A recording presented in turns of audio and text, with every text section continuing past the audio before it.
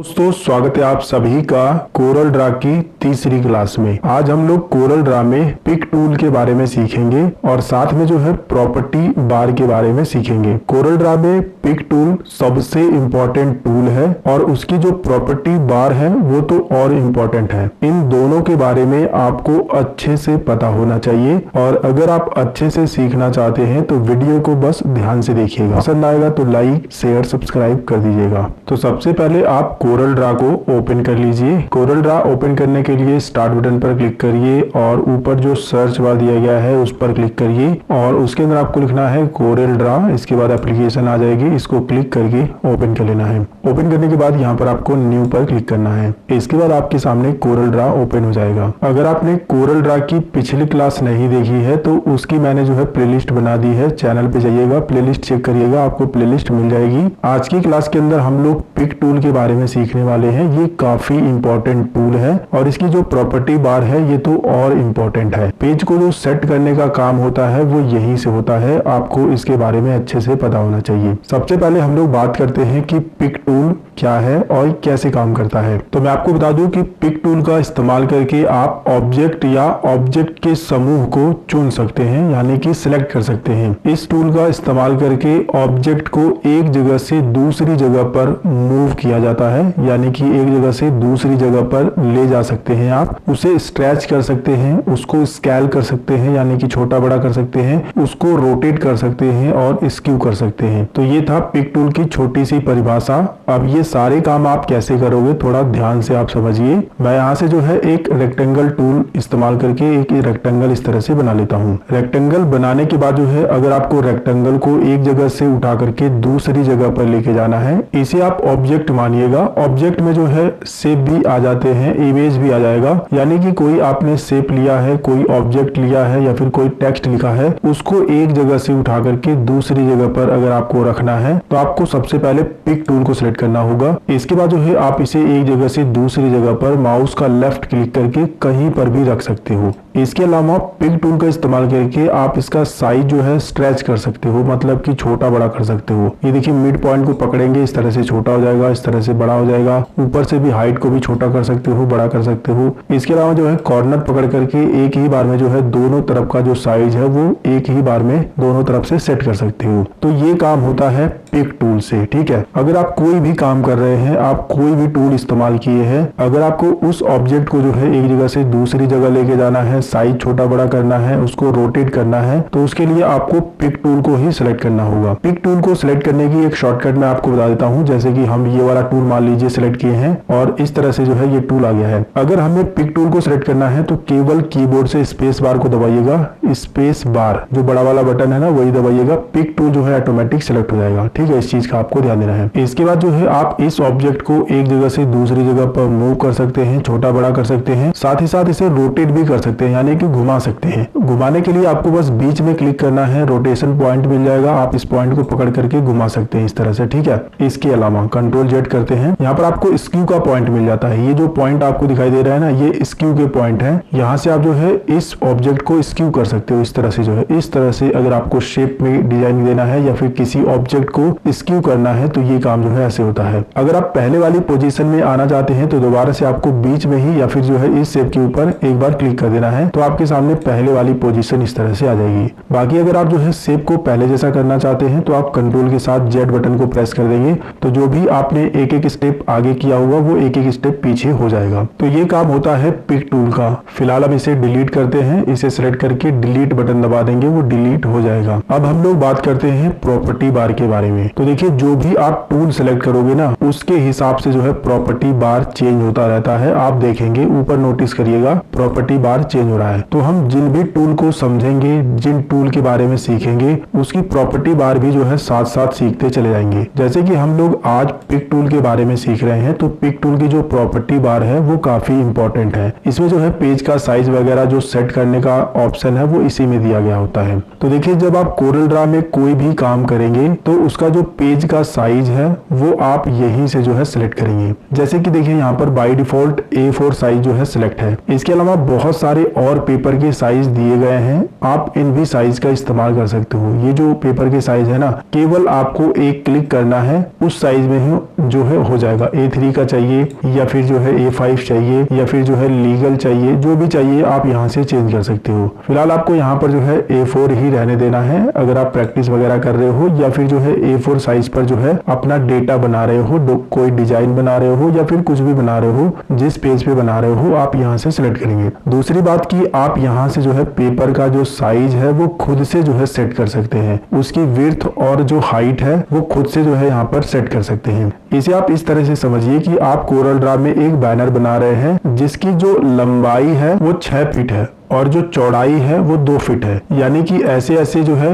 ऊपर नीचे 2 फीट रहेगा, बाकी जो दाएं बाएं है वो जो है 6 फीट रहेगा। तो उस कंडीशन में वो आप यहाँ पर टाइप करके भी पेपर का साइज सेट कर पाओगे। कैसे? यहाँ पर देखिए mm लिखा हुआ है, mm का मतलब है कि मिलीमीटर। ये चीजें आप यहाँ से चेंज कर पाओगे। यूनिट्स जो लिखा हुआ है इसी के सामने ये जो मिलीमीटर लिखा है इस पर क्लिक करिए और यहाँ पर काफी सारे यूनिट्स यानी कि मापन दिए गए हैं। अगर आपको इंचेस में साइज रखना है तो आप इंचेस सेलेक्ट कर सकते हैं, पिकास है, पॉइंट है, पिक्सल भी यहाँ पर दिया गया है, और साथ ही साथ अगर आपको फीट में रखना है तो आप यहाँ पर फीट में रख सकते हैं। बाकी और भी हैं, आप उन यूनिट को भी यूज कर सकते हैं। जैसे कि हमें फीट में यूज करना है तो हम फीट सेलेक्ट करेंगे। इसके बाद जो है पेपर का जो फीट में साइज है वो यहाँ पर शो होगा। हमें क्या काम करना है, जो हमें इसकी चौड़ाई रखनी है यानी कि दाएं बाएं वाला वो हमें यहाँ पर सेट करना है। तो हमें 6 फीट रखनी है तो हम यहाँ पर 6 टाइप कर देंगे, और जो उसकी ऊंचाई है यानी कि ऊपर नीचे वो हमें 2 फुट की रखनी है तो हम यहाँ पर 2 टाइप कर देंगे, और बाहर क्लिक करते ही उस साइज में जो है पेपर हमारे सामने आ जाएगा। अब आप जो भी डिजाइन इस पे बनाना चाहते हो आराम से बना सकते हो। जो चीजें आप जहां पर सेट करोगे डिजाइन में, प्रिंट करने के बाद वो डिजाइन जो है वहीं पर प्रिंट होगा और अच्छे से प्रिंट होगा। तो इस तरह से जो है आप कस्टम साइज भी जो है पेपर का यहाँ पर दे सकते हो। कोरल ड्रा में जितने भी डिजाइन बनाए जाते हैं वो कस्टम साइज में ही बनाए जाते हैं, और इस तरह से कस्टम साइज आप बता करके पेपर का जो साइज है उसे सेट कर सकते हो। फिलहाल अभी जो है हम बाय डिफॉल्ट A4 ही रख लेते हैं।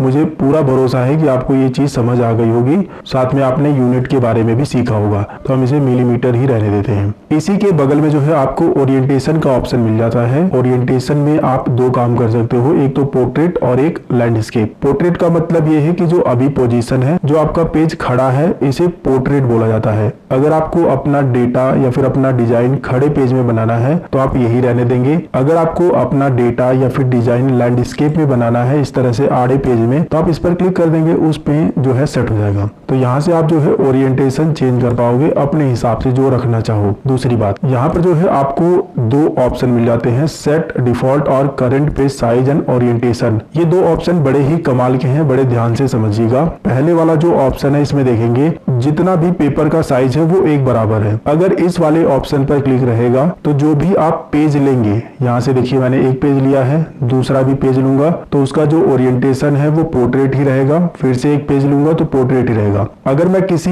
एक का ओरिएंटेशन बदल देता हूं तो बाकी सबका जो है बदल जाएगा। आप देख सकते हो इसका भी बदल गया, इसका भी बदल गया, इसका भी। तो ये काम होता है पहले वाले ऑप्शन का, कि मतलब कि जो ओरिएंटेशन है वो एक का बदलोगे तो सभी का बदल जाएगा। लेकिन कभी कभी क्या होगा कि आपको जो है एक पेज तो पोर्ट्रेट करना होगा यानी कि खड़ा डिजाइन बनाना है, लेकिन दूसरा पेज जो है आपको लैंडस्केप करना होगा इस तरह से। तो उस कंडीशन में आपको नीचे वाले ऑप्शन पर क्लिक कर देना है। इसमें जो है आपको डिजाइन भी बना करके दिखाया गया है, इसमें सिंबल भी दिखाया गया है कि पहला पेज खड़ा है, दूसरा लेटा हुआ है, फिर खड़ा है। तो आपको हमेशा इसी पर टिक लगा देना है। इससे ये फायदा होगा कि आप पहला पेज अगर लैंडस्केप कर देते हैं या फिर पोर्ट्रेट कर देते हैं, पहला पेज आपका खड़ा रहेगा तो दूसरे पेज की आप जो है ओरिएंटेशन इस तरह से बदल पाएंगे। दूसरा लैंडस्केप रहेगा, तीसरे को जो है फिर से खड़ा कर सकते हो, इस तरह से खड़ा पेज पे डिजाइन बनाओगे। चौथे को जो है फिर से आप खड़ा कर सकते हो या फिर लैंडस्केप रहेगा, वो आपके हिसाब से आप सेट कर सकते हो। मतलब कि एक पेज का जो ओरिएंटेशन है अगर आप उसे बदल दोगे तो बाकी सभी का बदलेगा नहीं। कहने का मतलब ये है जो आप सेट किए रहोगे उसी हिसाब से रहेगा। ये चीजें तब हमारे काम में ज्यादा आती है जब हमें एक पेज पर खड़े में डिजाइन बनाना है, दूसरे पेज पर लेटा हुआ पेज पर डिजाइन बनाना है। मतलब कि एक पेज का ओरिएंटेशन हमें अलग चाहिए, दूसरे पेज का ओरिएंटेशन हमें अलग चाहिए। तो उस कंडीशन में आपको इस ऑप्शन पर क्लिक रखना है। तो मेरे ख्याल से ये भी चीजें आपको समझ आ गई। अगली बात की हमने यूनिट के बारे में तो समझ ही लिया है। अब हम लोग बात करते हैं इस वाले पॉइंट के बारे में जो कि है नज ऑफसेट। ये क्या काम करता है, जो भी आप यहाँ पर ऑब्जेक्ट बनाओगे उसको कीबोर्ड में जो एरो बटन है ना, ऊपर नीचे दाएं बाएं करने वाला, उसको एक बार प्रेस करने से कितने दूरी पर वो मूव होगा वो चीजें आप यहाँ से सेट कर सकते हो। एग्जाम्पल के लिए मैं यहाँ पर जो है एक रेक्टेंगल इस तरह से बना लेता हूँ और मूव टूल पर क्लिक कर देते हैं और बाहर क्लिक करते हैं तो देखिए अभी जो है यही सेट है 2.5 mm, यानी कि एक बार जो है कीबोर्ड में जो एरो बटन है उसको प्रेस करेंगे तो इतना जो है दूरी पर मूव होगा। मैं इसे सिलेक्ट करता हूँ, कीबोर्ड में एरो बटन को प्रेस करता हूँ तो देखिए उतनी ही दूरी पर ये जो है मूव हो रहा है। लेकिन अगर मैं इसे चेंज कर देता हूँ, जैसे कि मैं इसे जो है 10 mm रख देता हूँ, ठीक है 10 mm। अब मैं इसे सिलेक्ट करता हूँ और कीबोर्ड में जो एरो बटन है तो आप देखिए ज्यादा दूरी पे ये जो जा रहा है, ठीक है देखिए ज्यादा दूरी पे जा रहा है। वही अगर मैं और चेंज कर देता हूँ, जैसे कि मैं इसको जो है 50 mm कर देता हूँ, अब मैं जो है इस पे क्लिक करके लेफ्ट बटन दबाता हूँ तो देखिए अब और दूरी पे जा रहा है, देख सकते हो, ठीक है काफी दूरी पे ये जो है मूव हो रहा है। तो ऑब्जेक्ट को एक जगह से दूसरी जगह पर मूव करने के लिए कीबोर्ड के एरो बटन से कितनी दूरी पर वो मूव होगा वो आप यहाँ से सेट कर सकते हो। इसे आप कम भी कर सकते हो, फिलहाल 1 mm यहाँ हम रहने देते हैं। 1 mm से रखने से ये फायदा होगा कि थोड़ा थोड़ा खिसकेगा, जिससे आपको जो है एक ऑब्जेक्ट को दूसरे ऑब्जेक्ट से मिलाने में आसानी रहेगी। बाकी आप अपने हिसाब से भी रख सकते हो, मैंने तो आपको बता ही दिया है। और इसे जो है आप इस पर क्लिक करके टाइप भी कर सकते हो, साथ ही साथ यहाँ से जो है सेट कर सकते हो अपने हिसाब से, ठीक है। इसके बाद जो अगला ऑप्शन है वो है डुप्लीकेट डिस्टेंस का। इसका मतलब ये है कि जो आप ऑब्जेक्ट सिलेक्ट किए हैं इसका अगर आप डुप्लीकेट बनाते हैं तो वो कितने दूरी पर जो है डुप्लीकेट बनेगा, यानी कि ये कितनी दूरी पर इसका डुप्लीकेट बनेगा। अभी देखिए कंट्रोल डी से इसका डुप्लीकेट बनता है, कंट्रोल डी प्रेस किया तो देखिए इतनी दूरी पे ऊपर जो है डुप्लीकेट बन रहा है। इतनी दूरी पे क्यों बना, क्योंकि यहाँ पर इतनी ही दूरी सेट है, ऊपर भी जो है 6.35 mm है और नीचे भी वही है। अगर मैं ऊपर वाला कम कर देता हूँ, मैं 0 कर देता हूँ, ऊपर वाला मैंने कम कर दिया। अब मैंने जो है इसको कंट्रोल डी से डुप्लीकेट किया तो देखिए ऊपर वाला मैंने 0 कर दिया था, जिसकी वजह से इस साइड से जो है बिल्कुल भी डिस्टेंस नहीं है, यानी कि दूरी नहीं है, लेकिन हमने नीचे वाला कम नहीं किया था इसलिए जो है नीचे से दूरी बना रहा है। तो ये चीज मेरे ख्याल से आपको समझ आ गई होगी। तो यहाँ पर जो है हम अगर कर देते हैं 10 mm, ठीक है यहाँ पर भी 10 mm कर देते हैं, यहाँ पर भी। तो अब जो इसकी डिस्टेंस बनेगी यानी दूरी बनेगी डुप्लीकेट करने पे वो 10 mm से ऊपर नीचे दोनों से बनेगी। मैं आपको दिखा देता हूँ कंट्रोल डी, तो देखिए आप जो है थोड़ा दूरी पर ये बन रहा है। अगर आप 0 कर देते हो, जैसे कि मान लीजिए आप 0 कर देते हो, ठीक है मैंने 0 कर दिया, तो जब आप इसकी डुप्लीकेट कॉपी बनाओगे ना ये इसी के ऊपर बनेगा, कंट्रोल डी। तो देखिए इसी पे थोड़ा सा ब्लिंक हुआ है, इसी के ऊपर डुप्लीकेट बन गया है। मैं आपको दिखा देता हूँ, इधर जो है हम खिसकाएंगे तो देखिए इसका डुप्लीकेट बन गया है। फिर से सिलेक्ट करने के बाद कंट्रोल डी करेंगे तो देखिए फिर से जो है थोड़ा सा ब्लिंक हुआ है और उसी पर जो है डुप्लीकेट बन गया है। तो मेरे ख्याल से ये चीजें आपको समझ आ गई होगी। फिलहाल जो बाय डिफॉल्ट सेट था आप वही रहने देंगे या फिर जो है आप चेंज भी कर सकते हैं अपनी इच्छा अनुसार। इसके बाद जो है ये जो पॉइंट है आप यहाँ से एक एक करके बढ़ा और घटा सकते हो इसी चीज को। इसके बाद अगला ऑप्शन है स्नैप टू ग्रिड। जब आप कोरल ड्रा की फाइल में ग्रिड लाइन बनाएंगे तो जो भी आपका ऑब्जेक्ट है वो ग्रिड लाइन पे स्नैप होगा। स्नैप का मतलब यह है कि उससे जो है ग्रिड लाइन से चिपक के चलेगा, जिससे आपको जो है उसे सेट करने में आसानी होगी। और वही काम जो है इससे भी होगा स्नैप टू गाइडलाइन। जो भी आप गाइडलाइन बनाएंगे, जैसे कि मैं ये गाइडलाइन बना देता हूँ यहाँ पर और ये गाइडलाइन इस तरह से,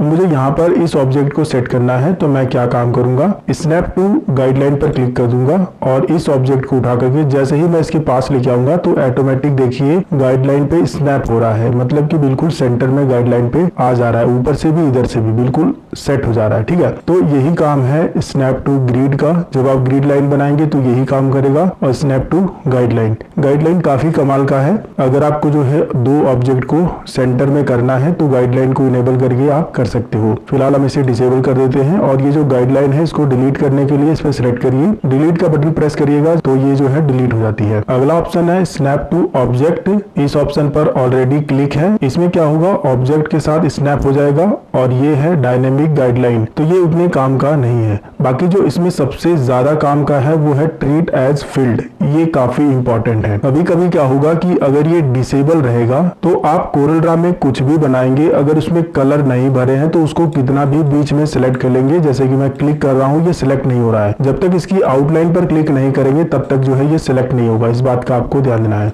जैसे कि मैंने आउटलाइन पर क्लिक किया तो ये सिलेक्ट हो गया, लेकिन बाहर क्लिक करने के बाद मैं बीच में क्लिक कर रहा हूँ तो ये सिलेक्ट नहीं हो रहा है। ये इस वजह से नहीं हो रहा है क्योंकि ये जो ऑप्शन है वो डिसेबल हमने कर दिया है, ट्रीट एज फील्ड। जैसे ही हम इस पर क्लिक कर देंगे, इसके बाद जो है हम इस ऑब्जेक्ट पर कहीं पर भी क्लिक करेंगे, ऑटोमेटिक सिलेक्शन बन जाएगा। तो अगर आप कोरल ड्रा में काम कर रहे हैं और आपका जो ऑब्जेक्ट है वो इसके ऊपर क्लिक करने के बाद सिलेक्ट नहीं हो रहा है, आपने कलर नहीं फिल किया है, फिर भी जो है आप इस पर क्लिक कर रहे हैं तो वो सिलेक्ट नहीं हो रहा है, तो उसका कारण ये है कि ये डिसेबल है। आप जैसे ही इस पर इनेबल करेंगे, इस पर क्लिक करके, इसके बाद आप ऑब्जेक्ट पर क्लिक करेंगे तो वो सिलेक्ट हो जाएगा, चाहे आपने इसमें कलर भरा है या फिर नहीं भरा है। देखिए इस ऑब्जेक्ट में जो है कलर फिल नहीं है, फिर भी हम इसके ऊपर क्लिक कर रहे हैं तो ये सिलेक्ट हो जा रहा है। लेकिन अगर ये ऑप्शन डिसेबल है, फिर अगर हम इस पर क्लिक करेंगे तो वो सिलेक्ट नहीं होगा। सिलेक्ट कब होगा? जब हम इसकी आउटलाइन पर क्लिक कर देंगे या फिर इसके अंदर कलर फिल रहेगा तो ये ऑटोमेटिक सिलेक्शन बनाएगा। इस बात का आपको ध्यान देना है। तो इस ऑप्शन को आपको हमेशा इनेबल करके रखना है, ताकि अगर आप इसमें कलर भी नहीं फिल किए रहेंगे तो भी जो है आप किसी भी ऑब्जेक्ट को